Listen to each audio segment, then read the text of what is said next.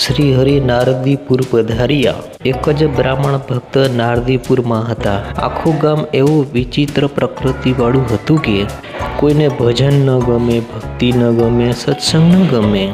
જ્યારે એક જ તીતારામ મહારાજ સારા સત્સંગી હતા.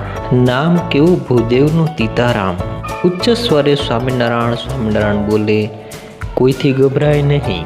તીતા મહારાજ, તમારા સ્વામિનારાયણ તમને શું આપશે? તમને ખબર ન પડે સ્વામિનારાયણ શું આપે છે.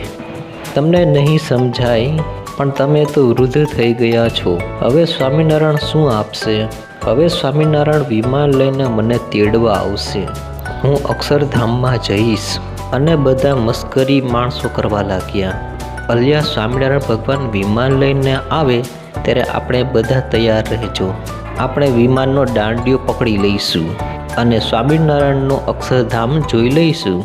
અને તીતા મહારાજ કહે, બોલો બોલો, તમારે પણ એક દિવસ યાદ રાખજો કે સ્વામિનારાયણ ભગવાન વિમાન લઈને મને લેવા આવશે જ.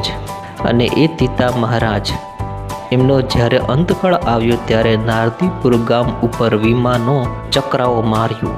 સ્વામિનારાયણ ભગવાન વિમાનમાં બધાને દેખાયા. એક કહે, તીતાને માથે હાંક્યું વિમાન મારા ઘર માથે. મારા ઘર ઉપરથી સ્વામિનારાયણનું વિમાન ગયું હો. આપણે તો બધા મસ્કરી કરતા હતા, પણ આ તો સાચું નીકળ્યું. આવો પરચો, આવો ચમત્કાર આખા ગામને દેખાયો. એવા તીતા ભગત એમને ઘેર સ્વામિનારાયણ ભગવાન નારદીપુરમાં પધાર્યા.